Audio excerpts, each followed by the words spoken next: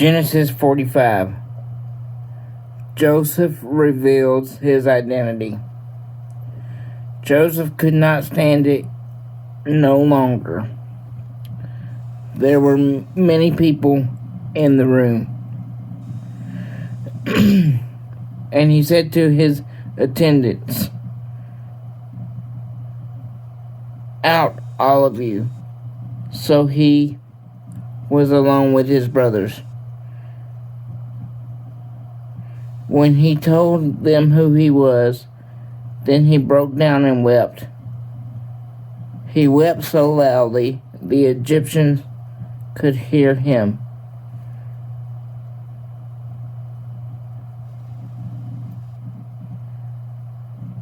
And ward of it quickly and carried to Pharaoh's palace.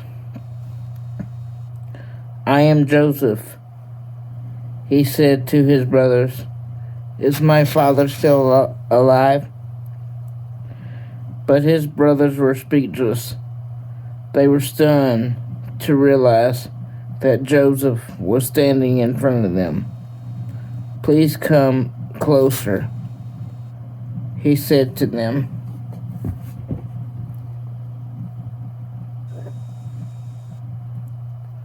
So they came closer, and again he said, "I am Joseph, your brother, whom you sold into slavery in Egypt. But don't be upset, and don't be angry with yourself for selling me to this place.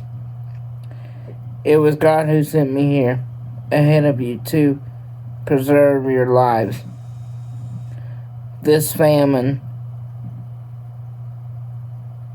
that has ravaged the land for 2 years will last 5 more years, and there will be neither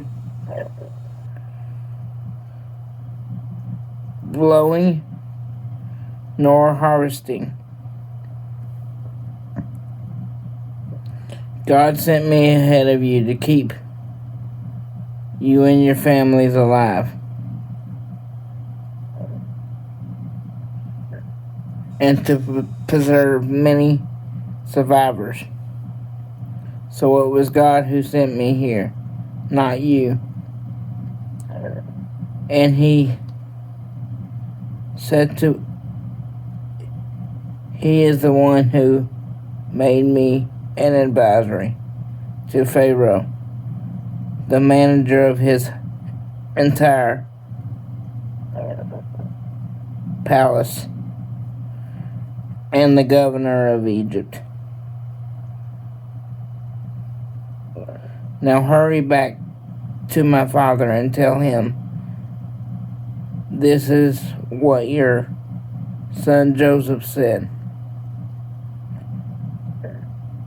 God made me master over all the land of Egypt. So come down to me immediately. You can live in the region of Goshen, where you can be near me with all your children and grandchildren, your flocks and herds, and everything you own. I will take care of you there, for there is still 5 more years of famine ahead of us. Otherwise, your household and all of your animals will starve.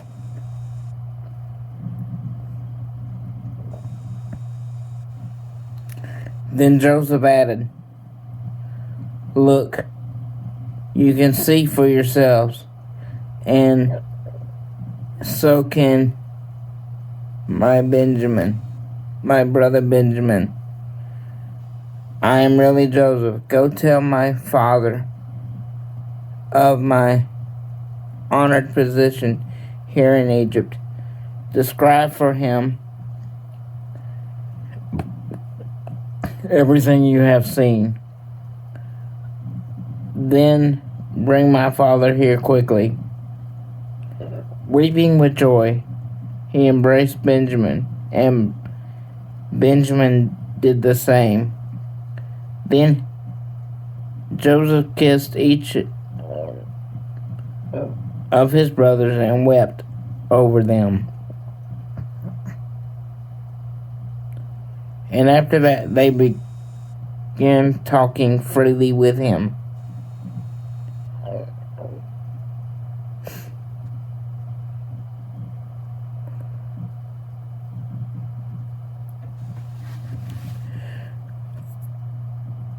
Pharaoh invites Jacob to Egypt. The news soon reached Pharaoh's palace. Joseph's brothers have arrived. Pharaoh and his officials were all delighted to hear this. Pharaoh said to Joseph, "Tell your brothers, this is what you must do. Load your pack animals and hurry back to the land of Canaan. Then get your father and all of your families and return here. I will give you the very best land in Egypt, and you will eat from the best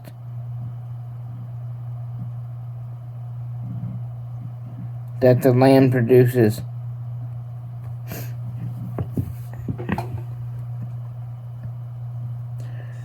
Then Pharaoh said to Joseph, "Tell your brothers, take wagons from the land of Egypt to carry your little children and wives, and bring back your father here.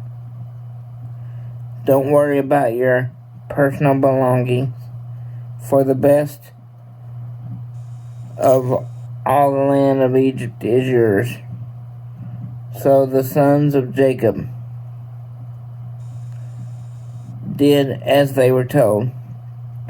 Joseph provided them with wagons as Pharaoh had commanded, and he gave them supplies for the journey.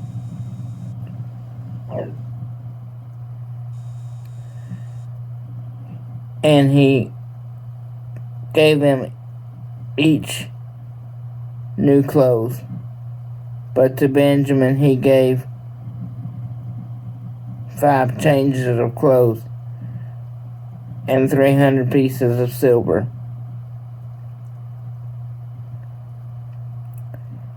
He also sent his father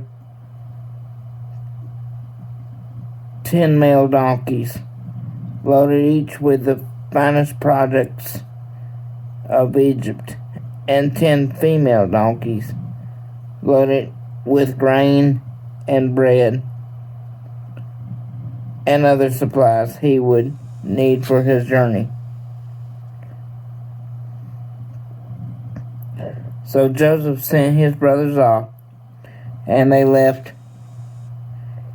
He called after them, "Don't quarrel about this along the way." And they left Egypt to return to their father, Jacob, in the land of Canaan. "Joseph is still alive," they told him, "and he is the governor of all of the land of Egypt." Jacob was stunned at the news. He couldn't believe it. But when they repeated to Jacob everything Joseph had told them, and when he saw the wagons Joseph had sent to carry him, their father's spirit revived. Then Jacob exclaimed, "It must be true. My son Joseph is alive. I must go and see him before I die. Thank you for listening to this chapter. And always remember to smile at someone. You never know how much a smile can help a person go throughout the day. Thank you, and God bless.